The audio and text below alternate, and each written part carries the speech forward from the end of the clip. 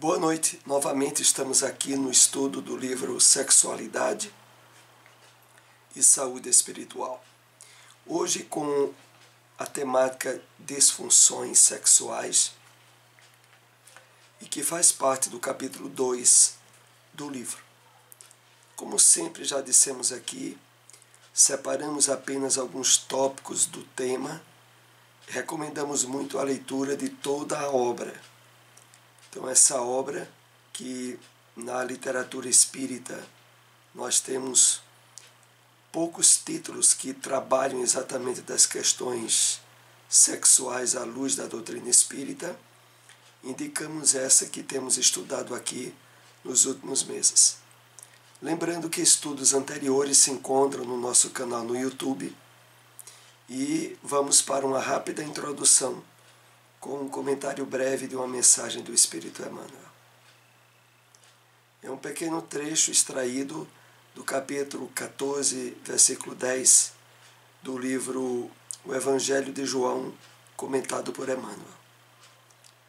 Saibamos buscar o pensamento divino, atuante em todas as formas da vida, trabalhando na construção do bem, mesmo que os quadros da luta humana se nos mostrem tisnados pela sombra do mal. Então vamos aqui fazer alguns apontamentos para preparar a introdução do nosso estudo. Então, Emmanuel nos remetendo às reflexões importantes, habitualmente de uma forma bem imperativa, ao mesmo tempo motivadora, ele nos diz: saibamos, aprendamos a buscar o pensamento divino, atuante em todas as formas da vida. Emmanuel se refere a um aspecto que abrange as relações humanas, abrange o entendimento e a compreensão que nós temos dos acontecimentos e dos fatos que nos envolvem no dia a dia. Aprendamos a buscar, por trás dessas ocorrências, a presença das leis divinas, o entendimento espiritual das situações. Por isso ele acrescenta: trabalhando na construção do bem, mesmo que os quadros da luta humana se nos mostrem tisnados pela sombra do mal. E, de fato, estamos ainda inseridos no mundo de provas e expiações. E a presença atuante e ampla é dos desequilíbrios, é das problemáticas resultantes do nível espiritual da maioria que compõe a vida humana, aonde os aspectos conflitivos com as leis divinas são geradoras dos quadros de sombra, de ausência de luz. Mas é exatamente nesse quadro que nós somos chamados à construção do bem. E para que isso se efetive da forma mais exitosa possível, é muito importante, como ele nos diz no início do parágrafo, que estejamos atentos em buscar a compreensão, o pensamento divino em todas as situações que nos envolvem a vida na Terra. Então vamos para o tema que está apenas iniciando hoje, disfunções sexuais. Esse tema terá uma continuação no nosso próximo estudo. Vivendo numa sociedade erotizada, onde o sexo passou a ser primazia, e o fato de ter ou não orgasmos, é uma preocupação cada vez mais acentuada, as disfunções sexuais, como impotência, frigidez, vaginismo, têm paradoxalmente aumentado. Quais as razões psíquicas e espirituais destes fenômenos? Então, essa é a abertura do tópico no livro e nos remete aqui primeiro ao entendimento do que caracteriza essas disfunções sexuais. Aqui especificada como, por exemplo, a impotência, a frigidez, o vaginismo, e que, quando é usada aqui a terminologia paradoxalmente, tem aumentado. Por que paradoxalmente? Paradoxalmente aqui é colocado no sentido de forma absurda ou de forma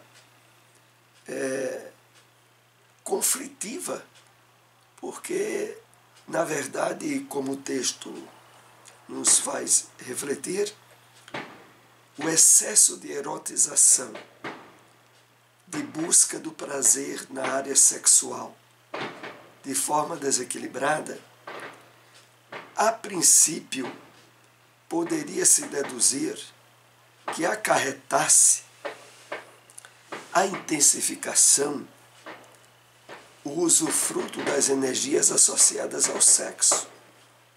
Mas não. O que tem se percebido cada vez mais é o aumento das disfunções sexuais provenientes justamente desse excesso de erotização. Vamos ver aqui, contextualizado, as explicações melhores que o livro nos traz. Intimamente, o espírito sabe o que está fazendo das próprias forças genésicas. Ele sabe no âmago da consciência, na parte mais profunda da consciência, a exata dimensão de estar promovendo a sua saúde ou desenvolvendo graves enfermidades na alma. Vamos começar a entender aqui as deduções que o livro nos leva a refletir. A questão é que esse excesso de busca do prazer sexual, conflitivo com as leis divinas, cuja base maior é a lei do amor, faz com que, na consciência do espírito, em termos mais íntimos, ele percebe que está agindo de uma forma contrária a essas leis. E, como consequência, o surgimento de graves enfermidades, inclusive as disfunções sexuais, como essas que foram citadas antes. Então, elas emergem do íntimo da criatura como uma forma de querer impor limites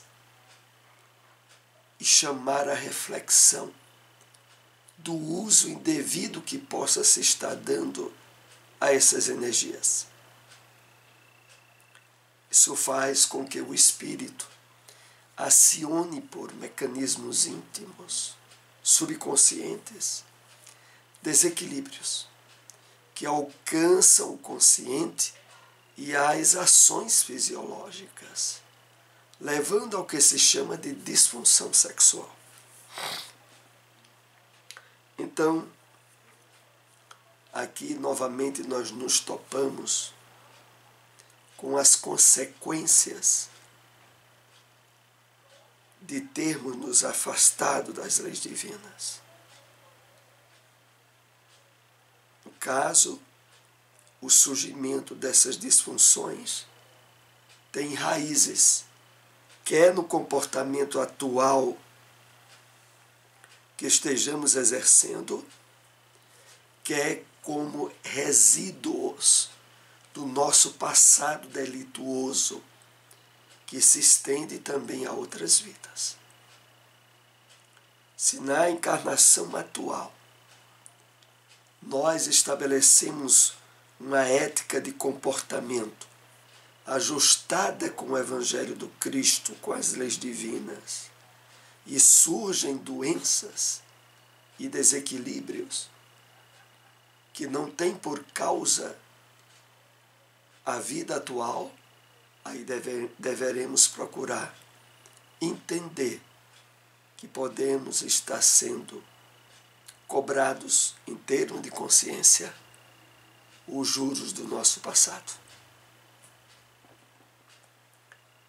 É óbvio que os fatores fisiológicos também devem ser considerados.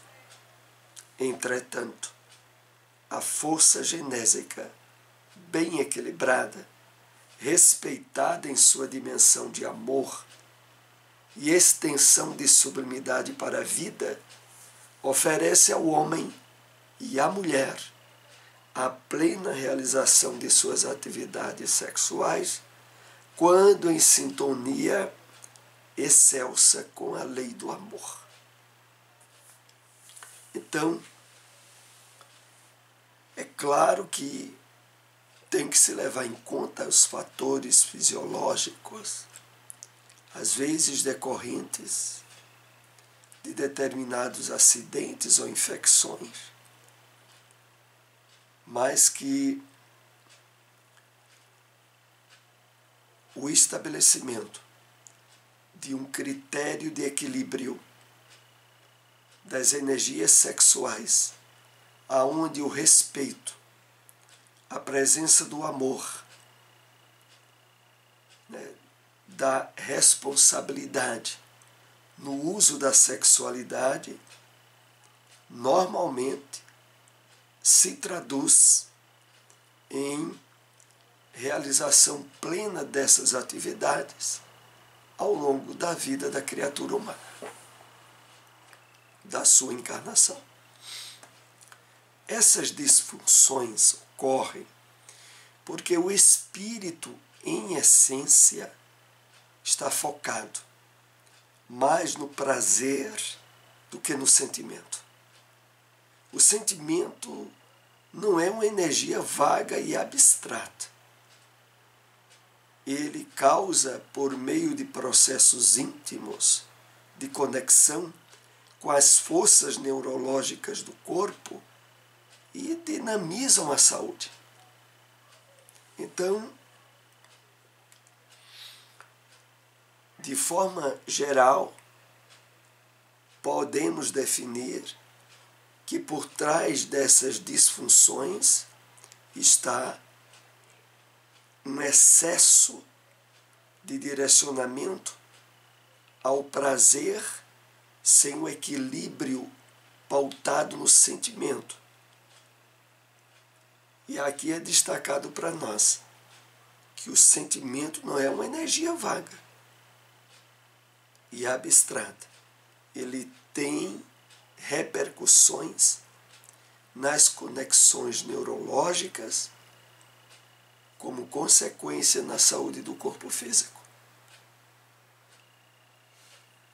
É a isso que nós vamos sendo aqui paulatinamente chamados à responsabilidade sobre como percebemos e utilizamos da nossa sexualidade, das energias genésicas emprestadas pelas leis divinas para utilizarmos com equilíbrio, com honestidade, com responsabilidade e, sobretudo, pautadas pelo sentimento do amor. é vital nos concentrarmos em uma saúde espiritual com vistas ao aprimoramento emocional, mental e moral do espírito. Isso oferece a todo o sistema reprodutivo uma conexão direta com as forças genésicas da existência. Então, a profilaxia, a terapia preventiva ou não em relação a essas disfunções é o critério do aprimoramento emocional, mental e moral do espírito. A harmonia com as leis divinas. Porque isso, bem realizado, vai estabelecer uma ligação, uma conexão propiciadora de saúde e de harmonia nas forças genésicas da nossa existência. O homem e a mulher, canalizando bem as suas vontades e expectativas, encontrarão seguramente, por meio das manifestações do afeto sincero, a plena realização das funções sexuais que não serão vistas agora sob um prisma reducionista da copulação. Vamos analisar com um pouco mais de atenção essas últimas expressões colocadas aqui para nós. Então, o texto nos leva a deduzir que, ao utilizar das energias genésicas, tendo por estrutura o afeto sincero,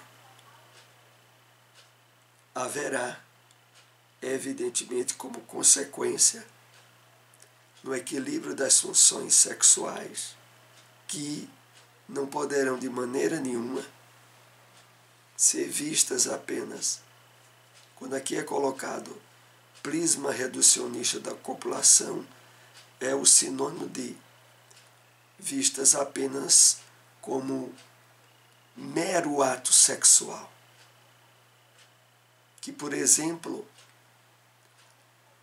é presente deste modo em determinados reinos animais, ou na maioria deles, aonde a consciência de espírito que na criatura humana se desenvolve não estão. Então, o ser humano,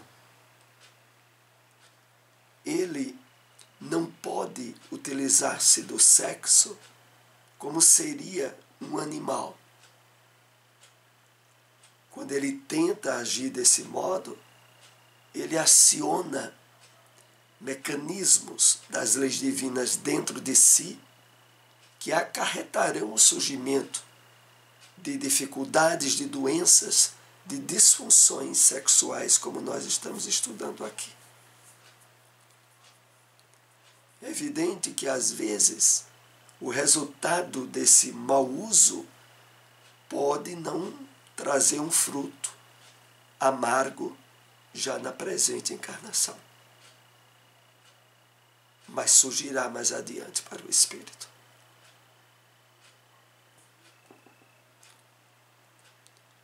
Qualquer utilização abusiva leva a um estado de escassez depois. É preciso considerar cada caso em sua dimensão. Mas devemos dizer que, de maneira alguma, a utilização de medicamentos para estimulação sexual significa a felicidade sexual.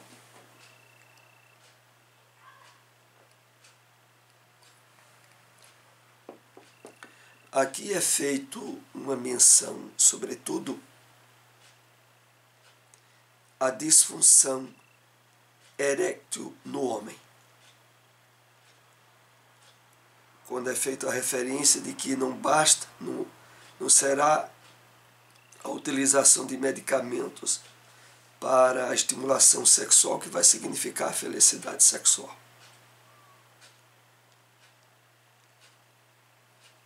A presença do elemento sentimento, afeto nas relações íntimas do ser humano tem um impacto muito grande sobre a qualidade de prazer que ele vivencia no ato sexual. Que, como dissemos, é muito diferente do que ocorreria ou do que ocorre entre os animais. E quando, na tentativa apenas material de subtrair a problemática que surge com o uso de medicamentos, isso não redundará na qualificação da vivência da sexualidade. Isso é fruto de uma cultura hedonista focada ainda apenas no prazer que as criaturas ansiosamente procuram, mas que não conseguem encontrar, mesmo com o uso abusivo de todos os medicamentos criados pelo homem. Então, há uma cultura hedonista predominante na sociedade materialista que nos encontramos. Cultura hedonista é aquela cultura voltada, sobretudo ou profundamente, para o prazer, para a satisfação física. Esse aspecto focado e que faz parte do quadro de ansiedade de muitas pessoas identificadas com o materialismo, mesmo que utilizem medicamentos até de uma forma abusiva, não lhes propiciará os verdadeiros estados de êxtase ou de satisfação sexual dos relacionamentos aonde a qualificação do afeto verdadeiro e recíproco propicia um elemento que não é encontrado nas relações puramente fisiológicas. Então, essa temática irá se desdobrar no nosso próximo encontro. Nós agradecemos a todos que nos acompanharam. Se possível, compartilhem essas informações. Até o próximo estudo.